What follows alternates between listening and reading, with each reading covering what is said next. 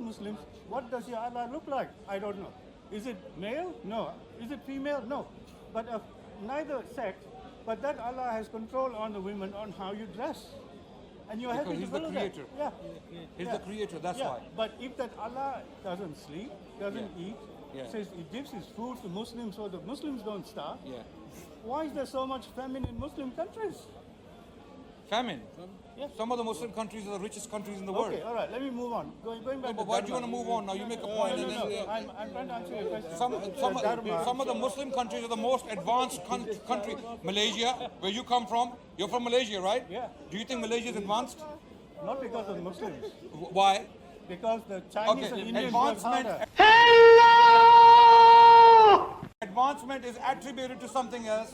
It cannot be Islamic. So what when Muslims had the best civilization in the world for over 1,000 years? Okay, All the scientists, and what all the happened? libraries, major libraries and major scientists, all the major poets, intellectuals, you name it, they were in the Muslim world. Okay, can I Europeans were traveling to the Muslim lands to learn from them. Can I answer?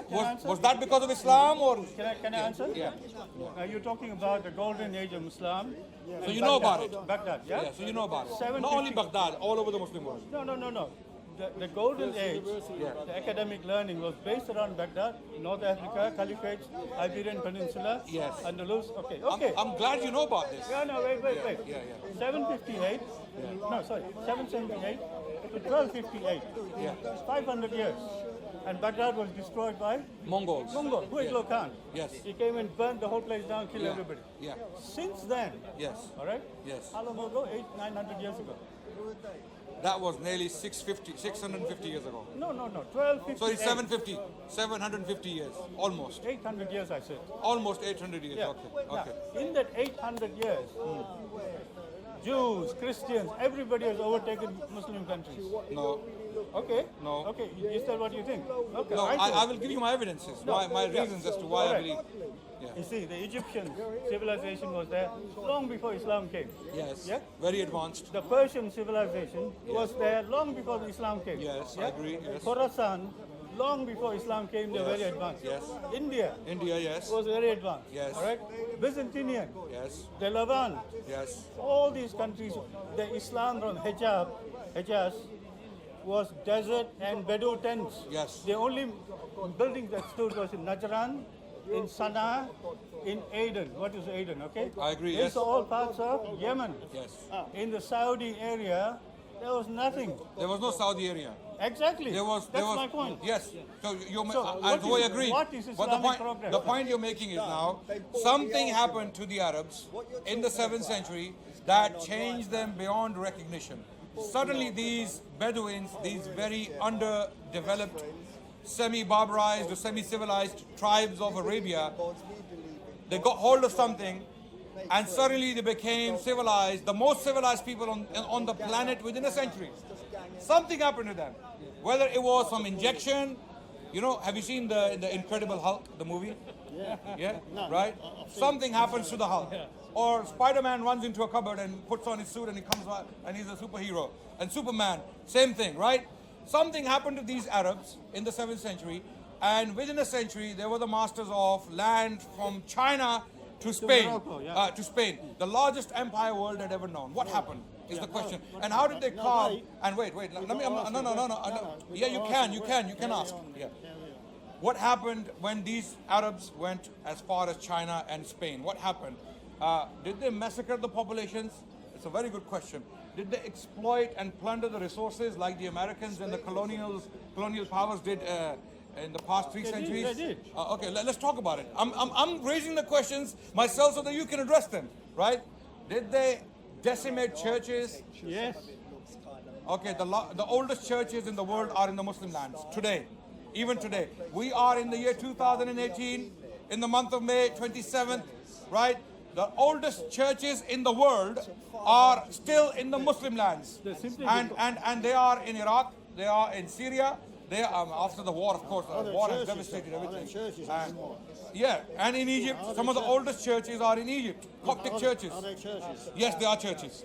To this day, they are churches, There are right? churches, yeah. Okay. What about the one So, in so my Istanbul? point is, Muslims did not have this policy of persecution Blue Mosque. just because of Blue Mosque, religion. Sophia That's Hajia. why the civilization of Islam lasted over 1,000 years until the colonial powers came in. First, the Mongols. The Mongols came in and they decimated the Islamic Empire or the Muslim civilization in the East. Then came the colonial powers after that in the 16th century, when colonial powers from Europe they got hungry, they got greedy. First they came out as merchants. They established the companies in India and in the Middle East and North Africa, and slowly and steadily all of this land was occupied and plundered, literally plundered, including India. And you will agree with me on that point. Okay, what did the Muslims do to India? Now, because I don't have the time to talk about the whole world where the Muslims. What did the Muslims do to India? Is the question. They destroyed Hinduism. Okay. My friend claims they destroyed Hinduism, and he is still alive. He's a Hindu and he's alive and he's standing in front of me talking to me. And not only him, not only him, there are hundreds of millions of Hindus still flourishing, and there are temples they go to. They worship in these temples that were governed by the Muslims for centuries. Still alive. Not only decades, for centuries. India was occupied by the Mughals, 95% of it. Only Aurangzeb, okay, had occupied. Did the Muslims go out on a rampage, killing Hindus indiscriminately, or did they destroy? Can we come in? Yeah, you can. Yeah. So you can. Okay, this is my final point. Did the Muslims come in and they destroyed the masses? No. In fact, according to, I'm coming right now, finishing right now.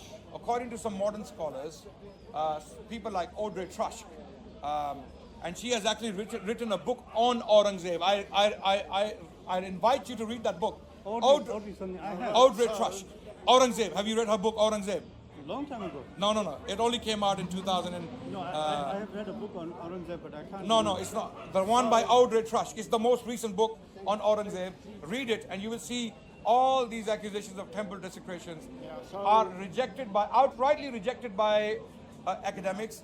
This is the rhetoric of right-wing, Now you must xenophobic Hindu government of India, You must give us a chance now. and the right-wing xenophobic groups such as Bajrang Dal and BJP, the governing party of India, is their rhetoric, right? And he supports them.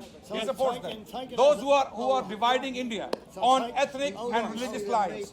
Muslims never did that.